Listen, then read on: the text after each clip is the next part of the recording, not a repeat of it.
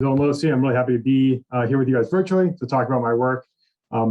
This might be maybe a different perspective on kind of how we can bring humans and robots together. So I want to start off by just showing a few examples of robots out in the world doing things. Here we've got a self-driving car in the Bay Area that's trying to make an unprotected left turn. You can see it's not doing a great job of making that turn. We've got cars on both sides and bicyclists backed up, waiting for this car to make the turn. Here I've got a video. This is a surgical robot, a minimally invasive surgical robot, intuitive robot arm.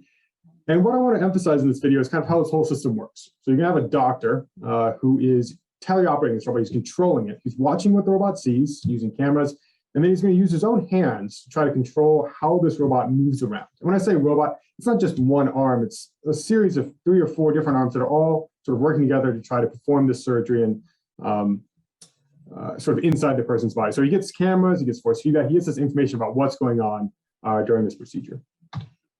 And the last robot I want to show, this one's kind of near and dear to my heart. This is a wheelchair-mounted robot arm. The gentleman is using this arm to do basic tasks. You open his fridge, grab things from the shelf.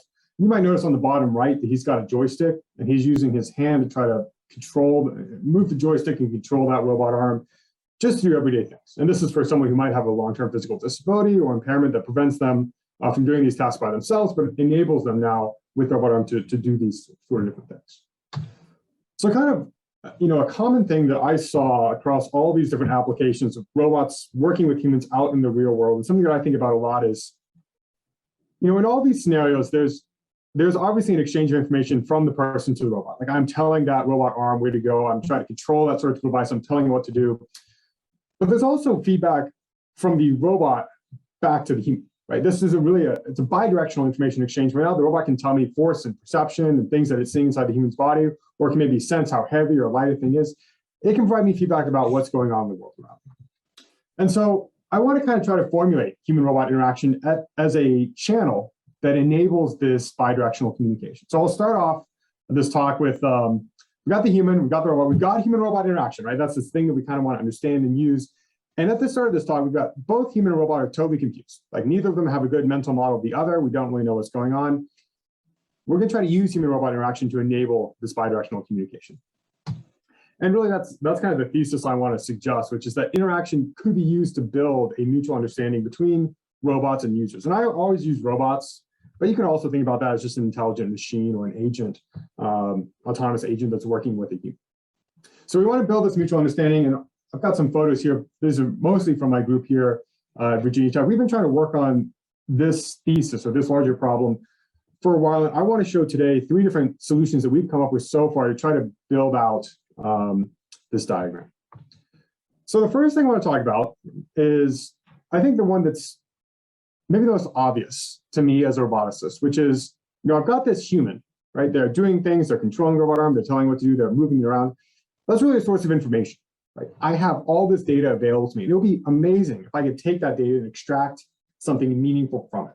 And so the first way I want to apply human-robot interaction is a way to learn from people. So I'm going to go back to this wheelchair-mounted robot arm. This is kind of the application I stick with a lot in this talk. And one thing we noticed when we were talking with these users and watching videos from these users is that they repeat important tasks all the time. Like opening your fridge, it's not like you just open your fridge once in your life. You're going to open your fridge many times every day. And that actually is really powerful, because if we know that people are doing important tasks on a daily basis, we can actually build up a knowledge base from those tasks in order to help them do those tasks. So let's see how we do that. I want to start off by just trying to formulating this problem more broadly in a robotics context. So let's say you're controlling your wheelchair-mounted robot arm. You're looking at a table in front of you with all these different things on it, and you're using a joystick to move that robot arm around. It doesn't have to be a joystick. A joystick's that's the most common in the field for what people actually use, but it doesn't have to be. It could be you can move your chin, you can use your eyes, you can use gaze, you can use sip and puff devices. So EMG, EEG, you have a way of controlling your robot arm, right? And let's say you wanted to move around, you wanted to do things in the world. Well, there is an existing field that kind of explores this, and this field is called shared autonomy. And the idea here is that within shared autonomy, the human and the robot are going to work together to complete this task. Neither the human or robot does it completely in isolation. We combine our expertise, we combine our skills, and we do this task together. So the way that this has been set up, and I've cited 5 different works here that I think are pretty representative in the past, is that we as designers give the robot a set of tasks that the robot might want to perform beforehand. We say, hey, here are 10 different things that you might want to do. And then the robot tries to figure out during the current interaction with the human, which of these tasks does the human really want? So let's see an example of that. You've got your robot arm above this table, and I've told the robot 2 possible tasks that you might have. You might want to reach for the pen, you might want to reach for the paper. And at the beginning of the task, the robot's like, beginning of this interaction, the robot's like, I don't know which of these 2 tasks you want to do. I'm 50-50 on each. As you start controlling this robot arm and moving it around, you start going towards the pen. And now the robot's like, okay, I got it. You are moving towards this pen. I understand that you probably want me to do this task. I can help automate. I can help you do that with you. So I can now guide this robot arm to reach for the pen and complete the task autonomously.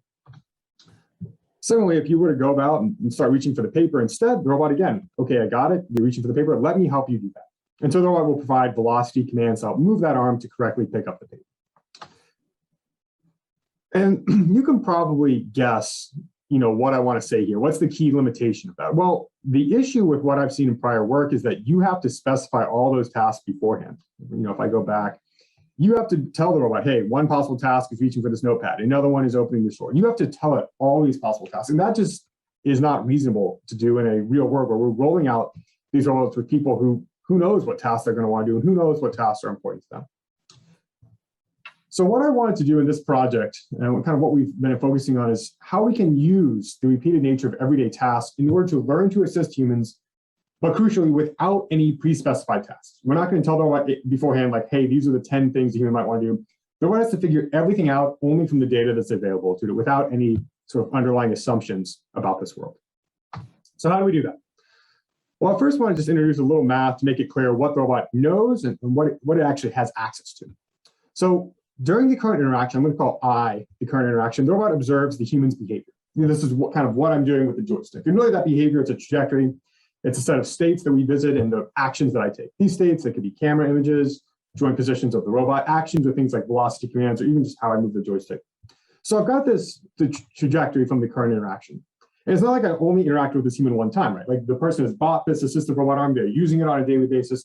And so I've got a data set that I'm building up of these repeated interactions. I'm going to call that D. So, and that's it. Like that is the information that I as a robot have access to. I know where I am right now. I know my current state. I know the trajectory that the human's following right now. I know tau I.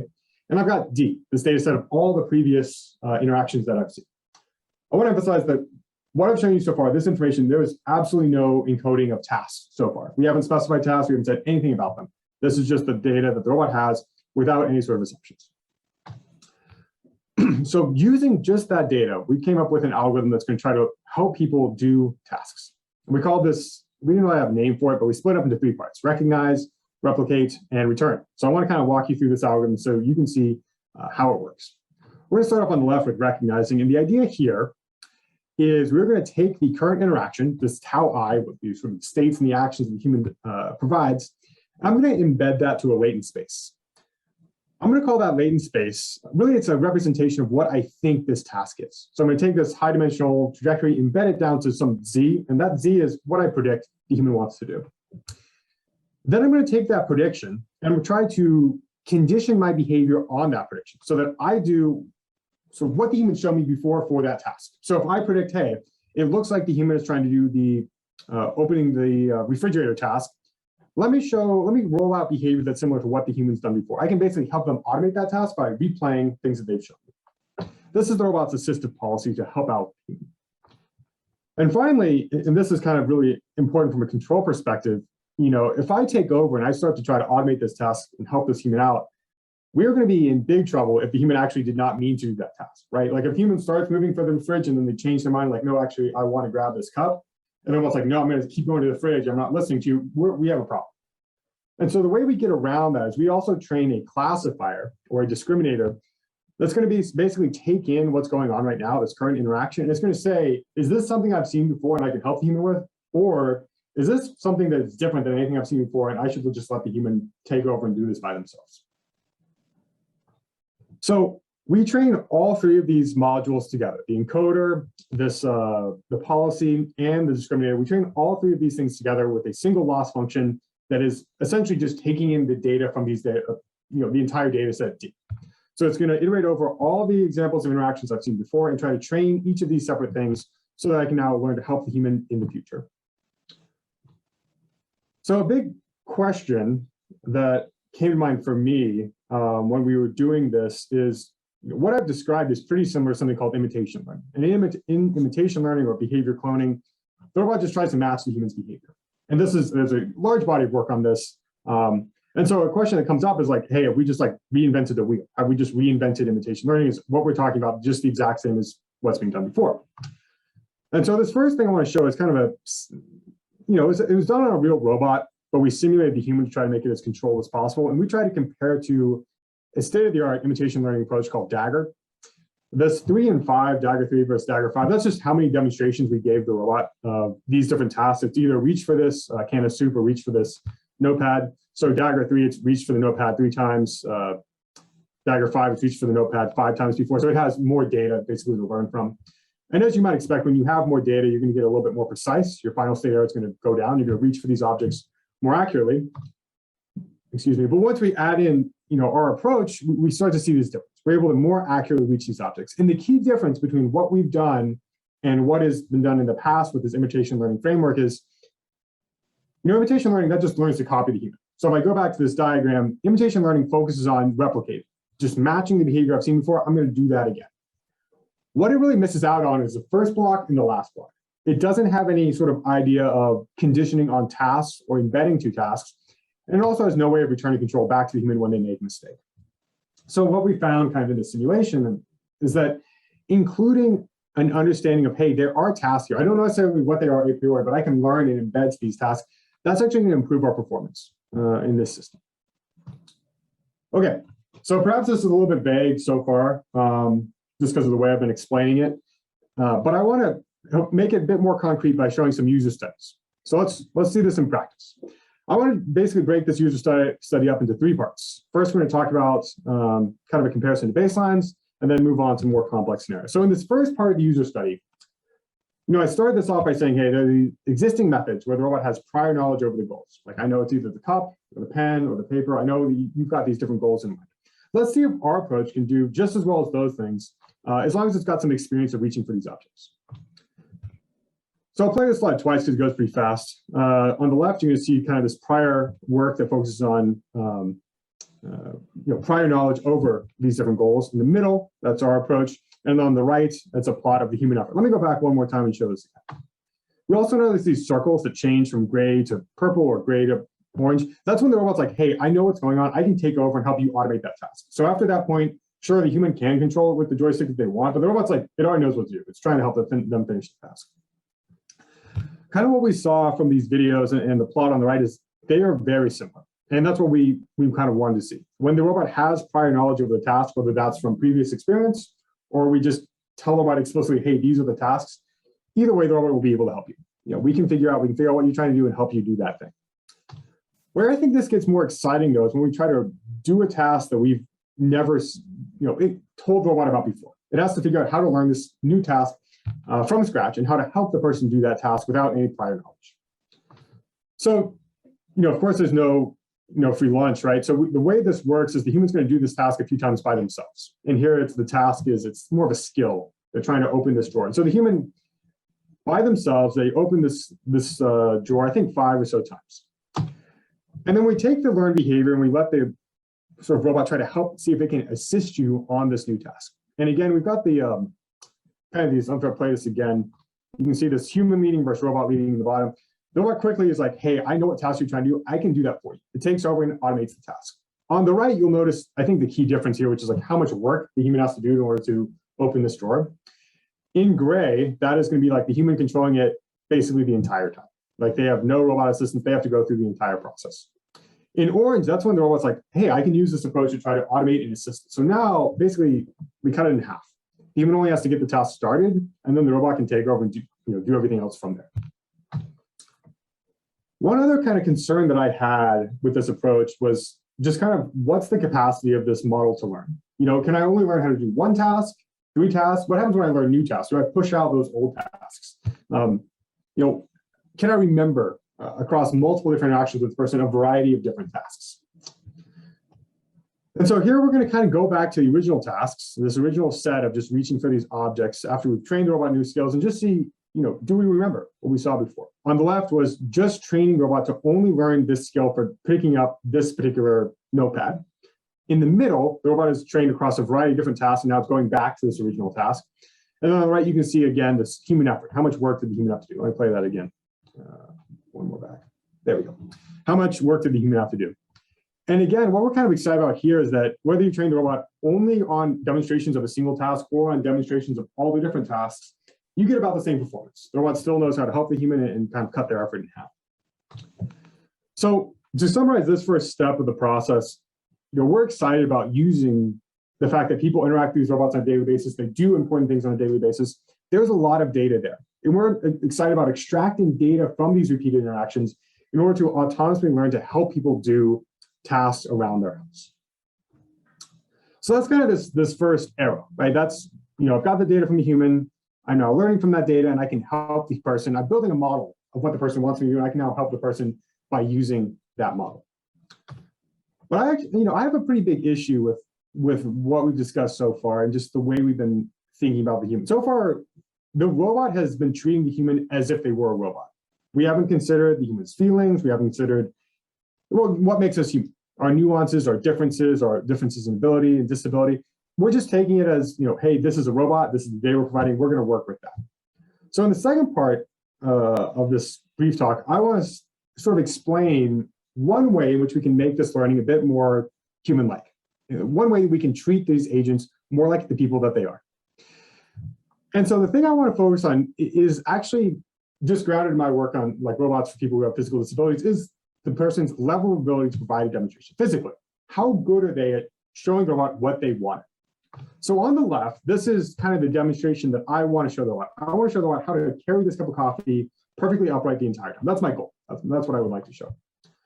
On the right, I've got some physical limitations. I'm not a perfect actor. Maybe I'm young, old, I'm inexperienced. I've got limitations physically that are preventing me from doing what I want. So I can't show the robot exactly what I meant. And as a result, I'm tilting this cup, even though that's not really what I wanted to show.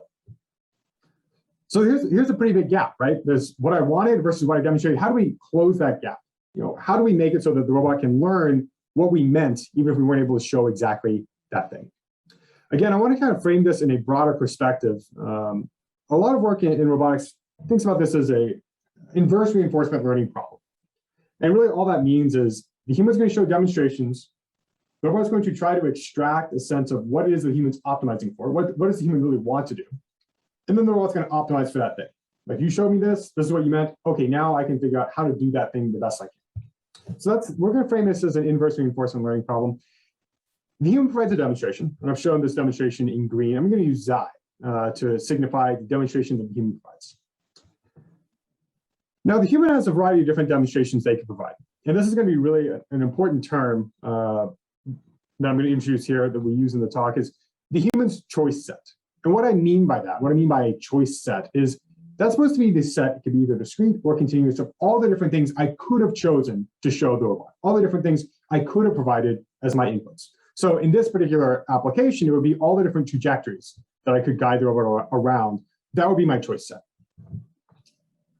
Of course, the robot doesn't necessarily know what my choice set is. It doesn't know what I'm capable of and what I'm not capable of. So it's going to have an estimate. And we're going to call that estimate capital Xi R. That's going to be the robot's estimate of the human's choice set. For example, the robot could say, hey, you could provide any demonstration. Anything's valid. Or it could say only things that are very close to the demonstration you provided, you could only do that. So given this kind of framework, how does the robot learn? What's the math behind what's going on? Well, it's not too complex. What the robot's going to try to do is try to learn the human's objective, the human's reward function, you could say. And one way to do this is through Bayesian inference. So the robot is going to try to figure out what is the probability of a reward function given the demonstration that the human provided and my estimate of the human's choice set, Xi R. We can use Bayes' theorem to kind of reverse this, and then we can use a relatively common model of the human, of how humans provide these demonstrations. We're going to use this Boltzmann rational model. This cognitive model basically says that people will provide demonstrations that are approximately optimal for what they want to do. They may not be perfect. I can't show exactly what I meant, but I'm going to try to show something pretty close. when we kind of break that mathematical model open, we come up with a way to update the robot's estimate of what the human's reward function is. The key that I want to focus on in this equation is going to be in the denominator. And it's the way that the robot normalizes the demonstration the human actually provided by considering all the other alternatives that the human could have shown. You showed me option A, but you could have shown me option B, C, D, so on and so forth.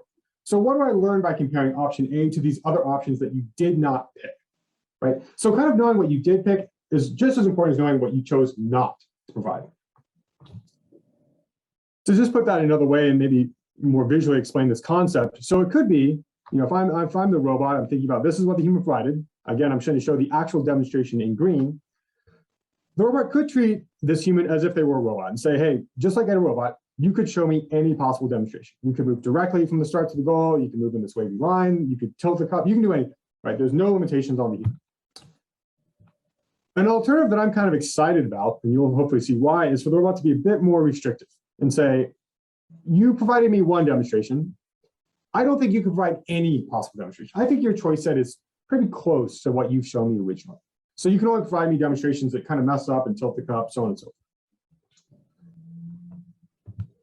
Just like taking a step back, when the robot is trying to learn from the human, it's crucial to know what other options the human could provide. Unfortunately, robots are never going to know exactly what the human's choice set is. We can try to estimate it, we can try to learn it, but we're inevitably going to get something wrong here. We're going to either overestimate or underestimate the human's capabilities. So what's the right way to do it? Should we play it safe and underestimate what the human could do, or should we be more aggressive and overestimate the human's capabilities? Here, I'm going to use overestimate. It's going to be in gray in all these slides. And what it is, it just means that the robot thinks, the choice that the robot thinks the human has is bigger than the choice that the human actually has. So Xi H is a subset of Xi R. Underestimating is the converse. That's where we're going to say, hey, I think the human's really bad. I don't think they can provide very many demonstrations. So I'm going to say that Xi R is a subset of Xi H. So I want to analyze this along two different axes. The first is confidence, and the second is worst case performance. So confidence, that's going to have to deal with the robot's belief, what it's learned. How confident is the robot in what it's learned? Now, the gold standard would be if the robot knew exactly what the human's choice set is. Then it could figure out exactly how confident it should be based on the human's demonstrations. When the robot messes up, when it overestimates the human's capabilities, it's going to be overly confident in what it has learned. And what I mean by that is that if the robot's going to commit, it's going to say, hey, you showed me this thing. Therefore, you clearly want to tilt the cup. That's what you wanted. I'm going to do that thing. I'm committed to that. When robots are conservative and they underestimate the human's capabilities, they play it safe. As opposed to being confident and like locking into a specific reward function, they keep a broad spectrum of possible reward functions and think many of these different things could be likely. I'm not sure yet. Okay, so that's confidence. One is overconfident, one's underconfident. What about worst case? So the best the robot could possibly do is to learn exactly what the human wants, right? I mean, that's what we want to do at the end of the day. We want to learn what it is this human wants the robot to do, carry this cup upright. So in the best case, the robot learns that. In the worst case, when a robot overestimates the human's capabilities, it gets it wrong and it commits to getting it wrong. So it says, you show me this demonstration where you tilted the cup and you poured out water. You must have meant that. You want to tilt out the cup and pour water. So I'm going to learn that. I'm going to be completely confident that you want to pour water across the table. In the worst case, when robots underestimate the human's capabilities, they essentially learn nothing. They just stick with whatever prior they had over the task and do not update that prior. Intuitively, what you can think about here is the robot just says, hey, this human is so bad. I can't think about any, whatever they provided, that's the only option they had available. I can't learn anything from that. I'm just going to stick with what I knew before.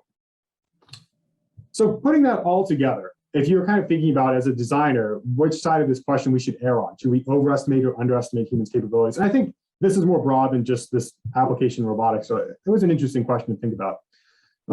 If you're going to overestimate, if you're going to assume that humans are maybe more capable than they actually are, you're going to be a bit more risk-seeking. You will learn quickly, but you could get it wrong. And when you get it wrong, you're going to commit to that mistake. On the other hand, if you play it safe and you underestimate the human's capabilities, you will be a bit more conservative. You won't learn as quickly, but you will maintain several possible explanations for the human's behavior. You will kind of account for their limitations as you learn. And that kind of leads me to our hypothesis, given this analysis that we've done, is that if we want robots to really be inclusive, if we want robots to think about the people they're working on as people, we should err towards underestimating humans' capabilities. We should play it safe. Instead of assuming that everyone is perfectly capable and provide every demonstration, we should limit ourselves to think about, hey, you can only provide demonstrations at your own level of ability. So how do we do this? Again, kind of think about how we would try to formulate this more mathematically. What we're going to do is we're going to take the humans' original demonstrations, what they actually showed us, and then we're going to apply perturbations to these. We're going to apply noisy deformations. We're going to make them more sparse. We're going to kind of block them up into these consistent inputs. We're going to put all those different perturbations together, and that's going to be our choice set. So the things that we think the human can provide are their original demonstration and essentially noisy perturbations of that original demonstration. Then we're going to try to take that combined choice set that we think is similar to what the human could do, and we're certainly underestimating the human's capabilities, and try to learn from that. So let's see this in practice. Let's try to make this a bit more concrete. So I've got it on the left. This is a game. It's called Lunar Lander. And in this game, you as a human, you got a kind of a joystick, and you're trying to land this hovercraft on the moon. This is on the surface of the moon. You've got these two flags. You want to get your robot to slow down, stop, and land on the surface of the moon. But it's really hard to play this game because things are moving quickly. The dynamics are complex. I've seen this many times. I'm still not very good at the game. So these are an example of the demonstrations you might provide. Obviously, this is not what you meant. You were just like crashing into the ground, like nothing's going right here. But this is the best you can do. When we overestimate the human's capabilities, i.e., we stick with prior work and just say, hey, human, you could provide any demonstration. Anything's fine. I'm just going to learn from it. We learn to match what the human does. So we also just go straight down, crash into the moon, not successful.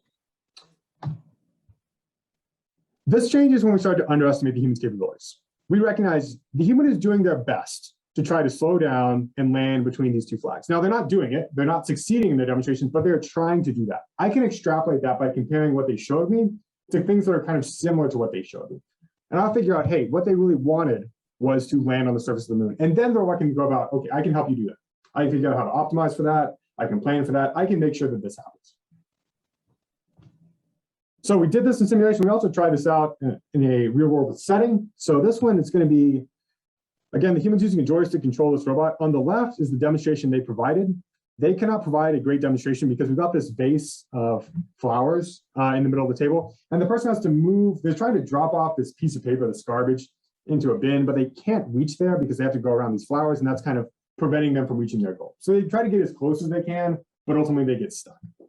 In the middle, I'm showing kind of one of the state-of-the-art approaches. It's not the only, but one state-of-the-art approach to this problem called Bayesian inverse reinforcement learning. And what's crucial here is that the robot assumes you can provide any demonstration. I'm going to overestimate the choice set. Anything is possible. And the robot just learns like, hey, I think what you wanted was to drop off this trash in the bin. I'm going to do that. But it doesn't think at all about, oh, there's probably a reason why the human tried to do it in this way. I'm just going to go straight through the base. And I've drawn a like broken base there because we couldn't actually put the physical base. The robot would just go right through and smash it. On the right is kind of a measure of performance. This is called regret, and it's the difference between the robot's optimal behavior and how it actually behaved. We want this to be as low as possible. So one other baseline I think is another exciting baseline is something where the robot only considers noisy perturbations of what the human applied. They take the human's original demonstration, they compare that to just adding noise to that demonstration, just adding some Gaussian white noise, and they say, I'm going to learn from that. That kind of works. It's getting in the right direction. And about half the time that thing learns to avoid the base, half the time it learns to just go straight through the base and break it. It's getting better. The regret is decreasing. This last one I want to show, this is kind of our approach, which considers not only noisy perturbations, but also other ways in which you can try to find this choice set, such as these sparse inputs or consistent inputs. And this one, the robot learns like, I understand not only what the human showed me, but what they wanted me to do. They wanted me to try to avoid this base and drop off this paper in the bin. That's what they meant. So to kind of put that all together, the takeaway that, at least the idea that we're trying to work towards is we want to make these robot learners more inclusive. Instead of only working for experts or only working for people who have a lot of experience controlling robots, I would love to see these learners, these robots also be able to learn from and understand just average everyday people who are working with them. And a key step towards that is interpreting the demonstrations that the human provides or any input that the human provides in the context of alternatives that human can actually provide and actually give to the robotic system. I kind of want to leave this as a bit of an open question as well. What I've showed you is kind of our best guess so far as to how to provide these alternatives. I would leave it up to you to think about other ways to provide these alternatives, and we are still actively thinking about ways to improve this moving forward, to see if we can come up with a more standardized way of doing this. But I definitely think there's a lot of potential here in order to make robots more inclusive when they work with people. Okay, so now we've got this robot. The robot's thinking about the person, and it's starting to think about this person as a real person, right? We're considering different limitations of the person, their abilities, etc. The last step in this diagram is now to take what the robot has learned, all this information the robot has gathered, maybe these models, the equations, the reward functions, take all this information and see if we can convey that back to the human, because it would be awesome. You know, this is a bi-directional information transfer, right? We originally said human-robot interaction, that's a way for both of us to exchange information. It would be great if the human could also learn something from these interactions and understand, what is it that my robot is thinking? What is it planning to? What is its intention? What can I do when I'm working with the system? So we want to enable robots to make their learning more clear to the people they're around. I want to, that's a very broad question. And I want to try to hone in on one specific area where I think this comes into play. Specifically, I'm going to think about active learning. So active learning is a framework where the robot is going to try to probe the human by asking questions. These questions, they could be verbal, but one more common way to do that is by showing alternatives. So the robot's going to show you two different trajectories, like the one on the left, the one on the right, and then you pick, hey, I prefer this one on the left, that matches my preferences, I would like you to do that. And you just tell the robot, the first one, that's my favorite. Another example, the robot shows this one on the left, the one on the right, you say, okay, maybe this one, I like the second one, that one's better, that's my preference, I'm going to pick that. There's a lot of work on these, sort of how the robot can generate these questions. How does the robot pick the questions that it shows you? And if we only think about this problem from the robot's perspective, it's pretty well understood. The robot is going to try to ask questions to learn from you as quickly as possible. The idea being that I don't want to waste time asking you tons and tons of questions that are irrelevant. I want to get to the meat of the matter as quickly as I can. So to see how that works mathematically, let Q be the robot's question. Again, that's just going to be a set of different options. Lowercase q, that's going to be the human's answer. Hey, that's the one I like. That's my favorite of these options. Theta, that's going to be, again, that's my reward function. That's what the human really wants. The robot doesn't know that. It's trying to figure that out through interaction. What is it the human really wants me to do? It's trying to learn this theta. And then this I, this is information gain. And to put that more intuitively, if I give you answer Q to question capital Q, how much information does the robot actually gain about theta, what the robot is trying to learn from the human? Of course, I want to maximize that. I want to learn, I want to gather as much information about theta as I can from as few questions as I can.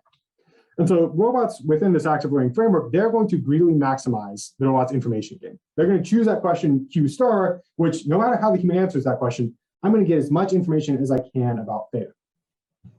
So this is pretty clear. And I'm going to call this, just for the sake of comparison, I'm going to call this an informative question. I'm going to color it in green throughout the rest of this talk. So green, these are the informative questions. This is when the robot is trying to gather this information as quickly as it can. And that's kind of where I think the state of the art ends. We stop there. Now, what I want to think about is what these questions look like when we see. From the human's perspective, what do we see when we see these informative questions?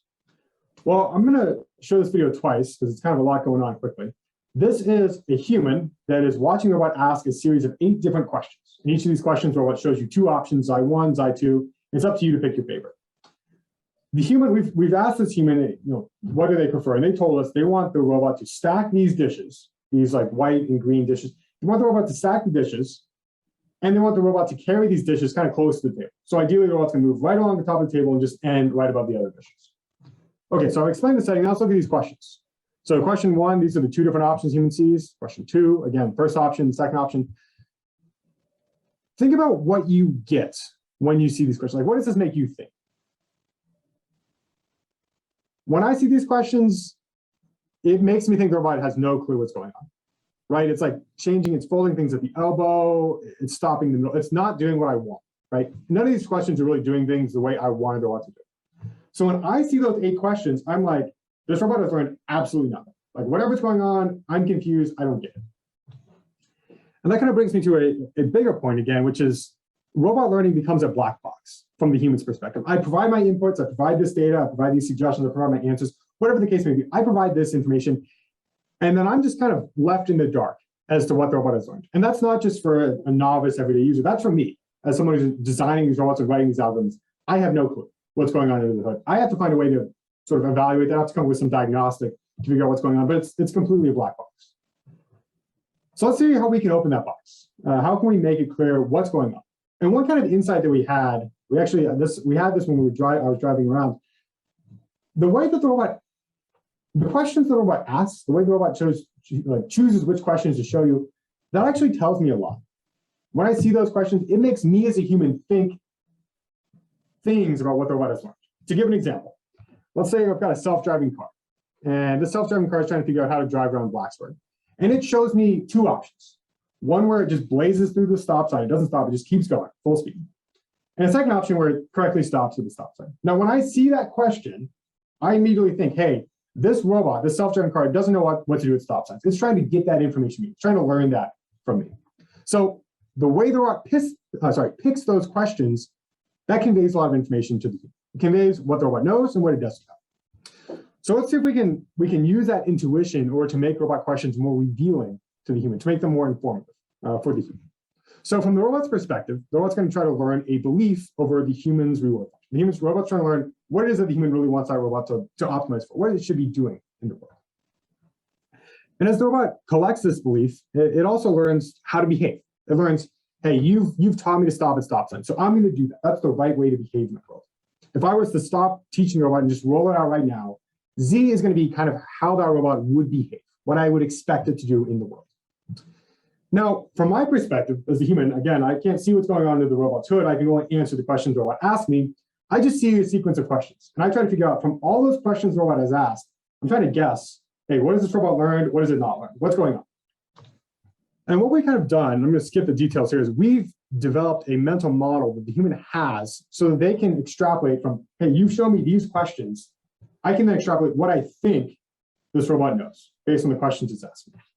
And intuitively, what's going on in that model is the human is expecting the robot to ask questions that represent what the robot knows. We're expecting the robot to, if you're uncertain about stopping at stop sign, I expect you to ask a question about that. So what do we do? I mean, we've got a mental model. We've kind of thrown that out there. Let's see if it works. Let's try to test it out. So we did this to ask revealing questions. And I want to kind of compare and contrast these informative and revealing questions.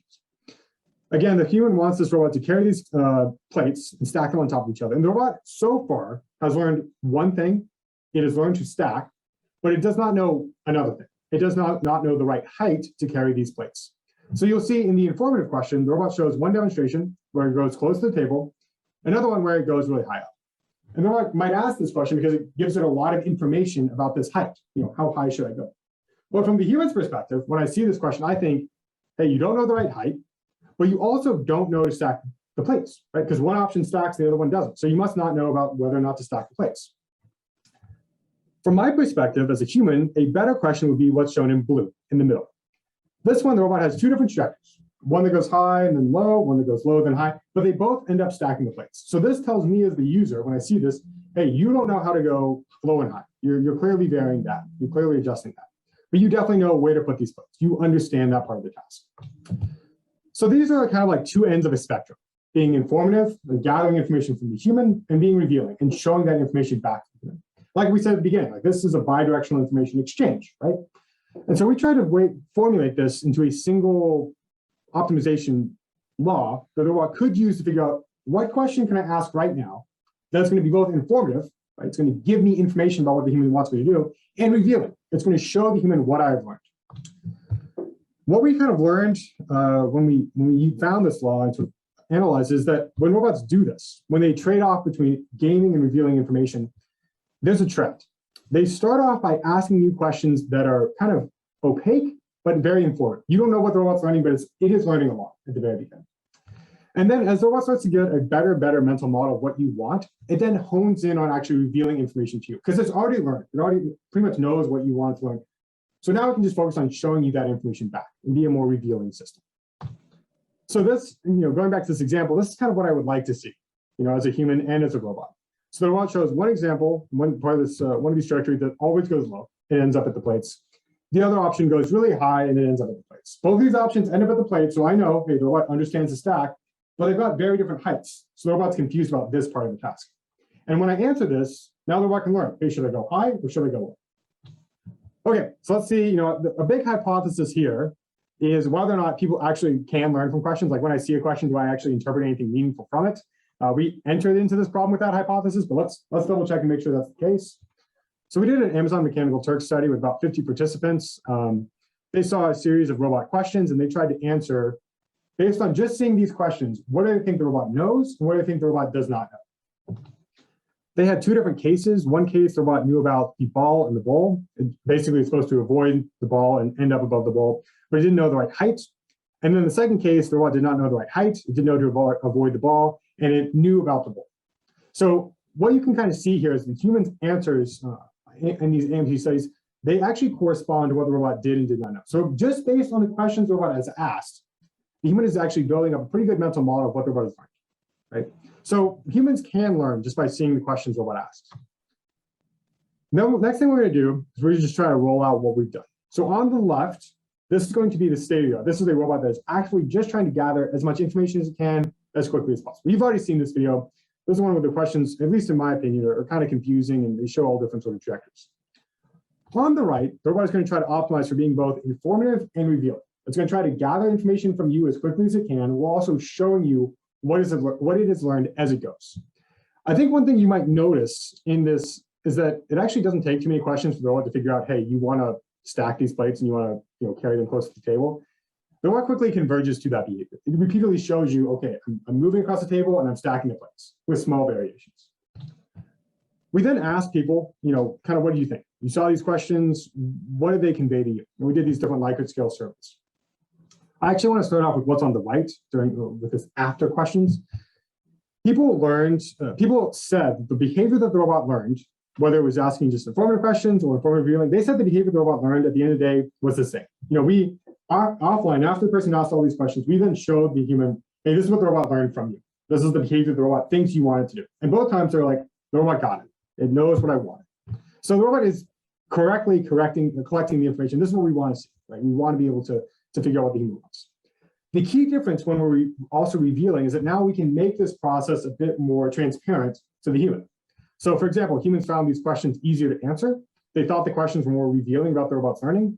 And they also thought that the questions focused on a specific thing. Like they were like, hey, this question is asking me about height.